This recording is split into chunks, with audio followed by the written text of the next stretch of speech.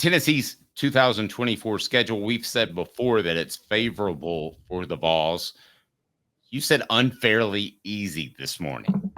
What do you mean by unfairly easy? You can't be unfairly easy in the SEC. Unfairly easy relative to other SEC teams, because the SEC has a really, really, really stupid model this year. Okay? It is 16 teams, no divisions, and an 8-game schedule. Do you know how vastly different that makes the schedules? And you have to take schedule strength into account almost when you're doing that. And they didn't. My issue with this is, okay, say what I think happens. I think Oklahoma is overrated. And I think under Brent Venables, it's going to be exposed massively this year. So I think that's a very easy, I actually think that's a perfect situation for Tennessee to light it up and Nico Eberle to become a star, because I think they're overrated. And I don't know how you feel, Dave, but I think Josh Heupel has got something special prepared for Oklahoma, don't you? Oh, there's no question in my mind. The same way Missouri came up with a totally different defense, they will come up with something not vastly different, but there will be some wrinkles because of his ties to Oklahoma. Exactly. I think they're going to demoralize them so much that Brent Venables, who's not a great head coach, Oklahoma that has some issues, is going to unravel throughout the season. I think Alabama could take a massive step back under Kalen DeBoer. Say those two things happen. Oklahoma regresses, Alabama takes a step back. Tennessee gets to play Mississippi State. They get to play Arkansas. Their only tough game is Georgia this year. They're avoiding Ole Miss and they're avoiding Auburn. And who I think Ole Miss is going to be good still. And Auburn, I think, is going to take a step forward under Hugh Freeze. Whatever you think about Hugh Freeze, homeboy can coach. So I think Tennessee got the break of breaks in their schedule. And I'm going to be honest with you. I think there are certain teams in the SEC that if it's down to Tennessee and that team for the final spot in the SEC championship game, they shouldn't just go by record. I don't think that's fair. I think, for instance, Tennessee should have to finish 2 games ahead of Florida. Okay, that's crazy. And I know you're being... Now, Florida's not going to compete for the SEC title game. So that's a different story. Okay, so Tennessee schedule, Tennessee fans deserve it. They deserve it after what they've been through. And don't think the SEC isn't aware of that. Don't think the SEC doesn't want Tennessee to be great. They absolutely do. People think they look out for Alabama. No, they love for all of their programs to be. They punished Alabama too. Look at Alabama's schedule. They punished Alabama. Yeah. So I don't know, punish is the right word, but they didn't help them. I don't know why they would punish them. But with Tennessee's schedule, do you think the SEC maybe had some motivation to help the Vols out? Do you think this was just tumblers that came out of one of those big lottery spinning machines, or how did they do this? Because this is starting from scratch, essentially, and Tennessee's schedule, based on how you look at it, is really either really easy or pretty easy. Do you think they did that on purpose? Well, some of these, the SEC was trying to protect rivalries for this first year. So Vanderbilt, Kentucky for Tennessee, just there's history there. Whatever you think, if you think those series should end, I get it. But like, Dave, those are the third and fourth most played games or second and third most played games in the history of the SEC. Sure. So they wanted to protect those. Sure. Florida, just because of the past 25 years, they wanted to protect Florida. And then Alabama and Georgia, obviously.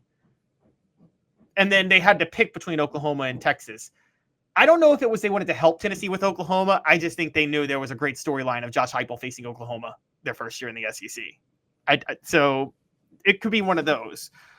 But I will give you Arkansas and Mississippi State. They didn't have to give them Arkansas and Mississippi State. They easily could have given them LSU and Ole Miss instead of those, or LSU and Auburn, or Auburn and Ole Miss. They gave them Arkansas and Mississippi State. So yeah, no, I think they wanted Tennessee to do well because I think they know it's good for their brand when Tennessee is on TV. I think they also know this. Tennessee's marketable right now with Nico Eberle in that offense. Yeah. And marketability helps. You're right. I mean, how many programs can do what Tennessee did? And that is, in the SEC, and that is jam a stadium full, take 40,000 to bowl trips, have the support they had, the NIL support. How many schools are there in the SEC that you think have that type of ability where the SEC would say, man, we would like it, or they would be good?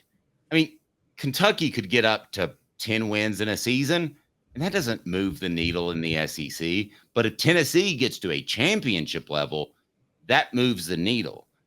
How many schools have that type of fan support that you would take into account in the SEC? I think they're about 6 or 7, because I do think Georgia, Alabama, Florida, Florida actually the most, because when Florida is totally dependent on whether or not they're good, isn't it? When they're good, they're selling out a lot, but when their fans are a bit fair weather, aren't they?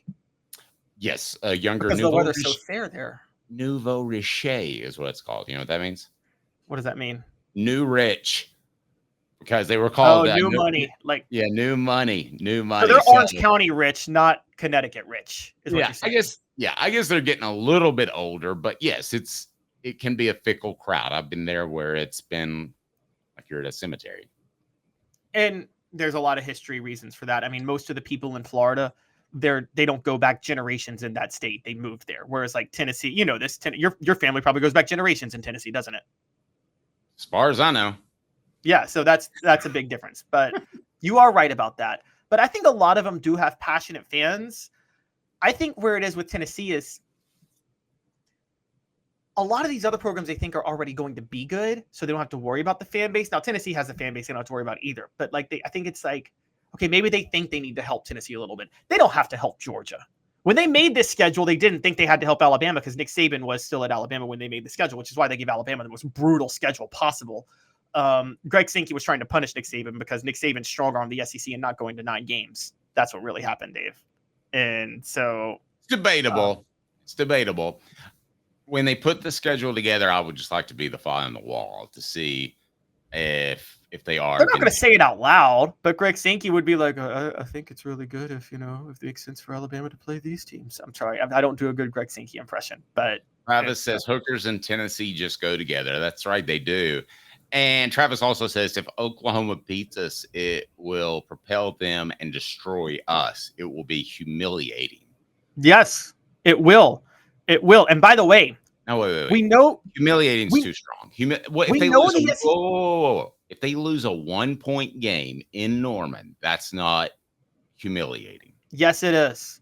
Yes, it is. They need to win that game. Well, because Oklahoma is not that. It's disappointing, but it's not humiliating. Humiliating is like you leave the stadium and you're afraid to show your face in public.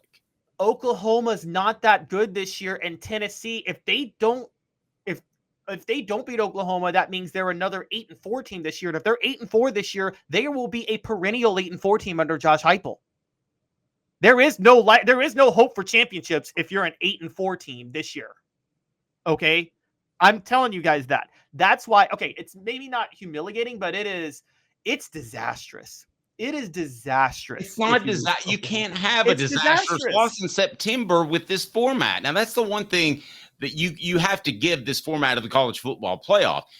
Used to be the Tennessee-Florida game. If you lost that, you weren't going to compete for a championship. But now with this, you have to give the college football playoff that. You can lose a game in September. And what's going to be the narrative that would come out of Tennessee's camp if they lost to Oklahoma? It's going to be, that's fine. We can work on things. We still have everything to play for. And they do. Hey, we just talked about battered Vol syndrome. No, battered Vol syndrome would creep into the players so devastatingly at that point because everybody would think it's a disaster on campus. Everybody. Tennessee has to beat Oklahoma. I'm going to say this. They have to. Okay? This is like Yoda from Star Wars. Do or do not. There is no try. Okay? They have to beat Oklahoma. I'm putting everything on them. They better beat them. Josh Heupel had better win that game. He'd better beat NC State too, to be honest. And I think NC State might be more difficult than Oklahoma. It's just the neutral site game makes NC State a little bit easier. Although neutral site Charlotte, it's going to be more Tennessee fans than NC State fans there. But they have to beat Oklahoma. I don't know this, but I've been told there actually are no NC State fans. They actually have the best in terms of football fan base. They're probably the best in the state of North Carolina. They're probably better than UNC or Duke or Wake. Wow. Well, I would add, something. if you were the SEC and you were expanding, Dave, you can call me crazy.